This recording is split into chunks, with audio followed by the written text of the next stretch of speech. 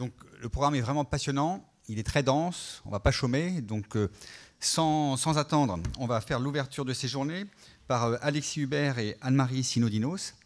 Alexis Hubert, donc, vous êtes responsable du pôle qualité d'APF France Handicap. Vous allez démarrer. Et Madame Sinodinos, vous êtes présidente du comité technique médical d'APF France Handicap. Voilà. Merci beaucoup.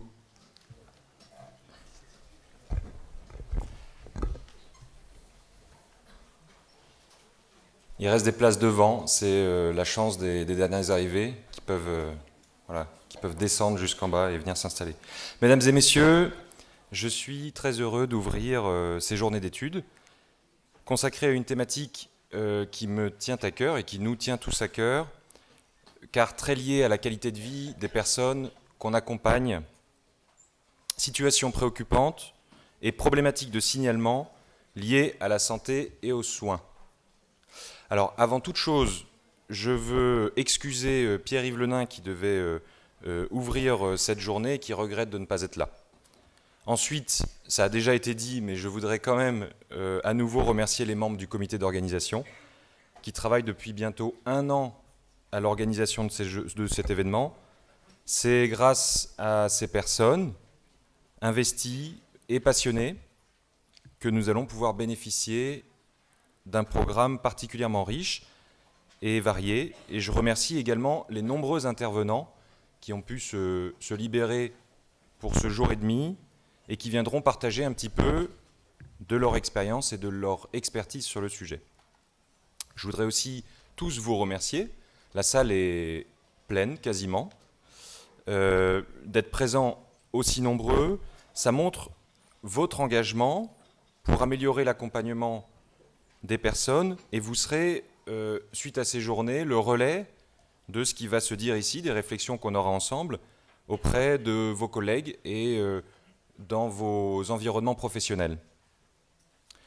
Je voudrais revenir, je ne vais pas être très long, mais je voudrais revenir quand même sur quelques éléments de réflexion, sur ce que signifie le thème qui va nous occuper aujourd'hui et demain, concernant le prisme, à partir du prisme des personnes qu'on accompagne. Finalement, c'est quoi une situation préoccupante et par rapport à quoi on peut juger qu'elle est préoccupante? Je m'appuierai ici sur un travail qui a été mené par APF France Handicap avec l'aide de Marie-Vonne Liazid, ancienne adjointe au défenseur des droits, travail qui avait tenté de définir quels sont les droits fondamentaux des personnes qu'on accompagne dans les structures médico-sociales et que vous trouvez d'ailleurs à l'écran ou que vous allez retrouver dans un instant, Franck, si vous voulez bien mettre ma slide. Vous allez le voir, ces droits reposent sur 4 piliers et ils s'articulent, ils trouvent leur mise en œuvre opérationnelle et effective au travers de 6 droits fondamentaux que vous allez pouvoir voir ici.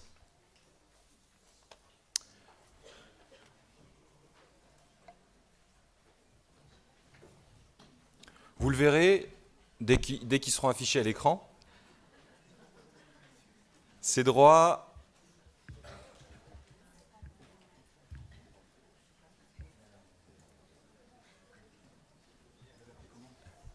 introduction.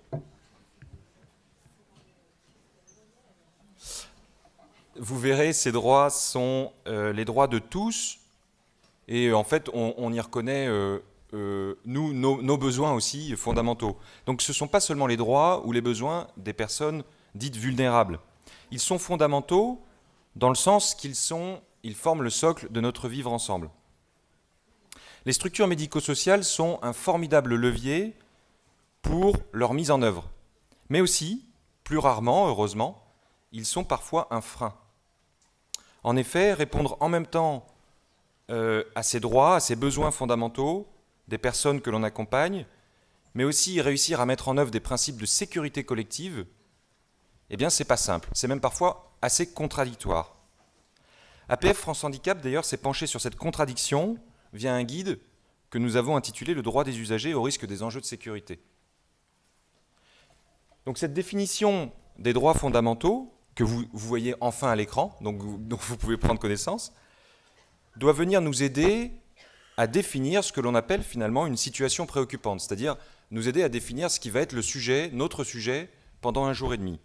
C'est un petit peu notre boussole, c'est un peu notre référentiel, et finalement la situation elle est dite préoccupante lorsqu'elle vient impacter, lorsqu'elle vient à l'encontre de la mise en œuvre de ces droits fondamentaux. Donc vous l'aurez compris, le prisme d'entrée des situations préoccupantes, c'est bien la personne accompagnée et la mise en œuvre ou l'absence de mise en œuvre à un moment donné de ces droits. Les journées d'études qui nous rassemblent, aujourd'hui et demain, s'adressent aux professionnels de l'action médico-sociale.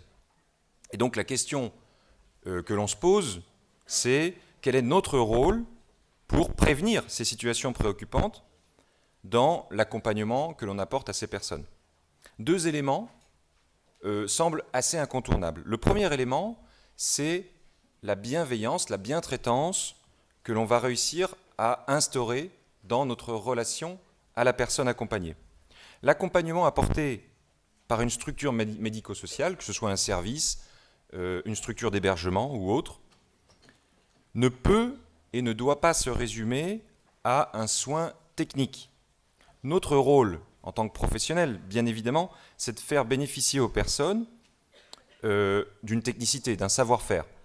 Un infirmier, un éducateur, un assistant social, un médecin apportent un savoir-faire professionnel. Mais pas seulement, surtout pas seulement. Et je me réfère ici, sur ce sujet, aux publications de Michel Caillol, qui se présente comme médecin, patient et philosophe. Et il dit quoi, Michel Caillol? Il dit que finalement un soin au sens large, est toujours intrusif. Un soin, du coup, n'est de qualité que lorsqu'il sera éthique. Alors ça veut dire quoi? Ça veut dire que c'est finalement la bienveillance et la bientraitance que l'on met dans le soin, c'est la relation avec la personne que l'on accompagne qui fait que ce soin sera éthique. La technicité seule ne permet pas la mise en œuvre de cette éthique. Le deuxième élément qui est incontournable pour prévenir au mieux les situations préoccupantes, c'est la confiance, la relation de confiance qui va s'instaurer entre le professionnel accompagnant et la personne accompagnée. Elle est fondamentale pour que la personne accompagnée puisse s'exprimer, donner un ressenti, donner une perception par rapport à son accompagnement. Parce qu'un accompagnement, aussi qualitatif soit-il, instaure systématiquement, forcément, une asymétrie entre la personne accompagnante et la personne accompagnée. Le professionnel bénéficie, on l'a dit tout à l'heure, d'une technicité que la personne accompagnée n'a pas forcément, et la personne accompagnée, elle, dispose d'un ressenti que l'accompagnant ne ressent pas, justement, qu'il ne peut pas éprouver. C'est grâce à ces deux éléments, la bienveillance et la bientraitance, et puis la confiance qu'on arrive à tisser entre le professionnel et la personne accompagnée, qu'on va pouvoir au mieux prévenir, déclarer, signaler, traiter les situations préoccupantes. Depuis 2013, APF France Handicap travaille justement sur les leviers, les outils professionnels qui permettent au mieux de prévenir, désamorcer et traiter ces situations via notamment l'Observatoire de la bientraitance.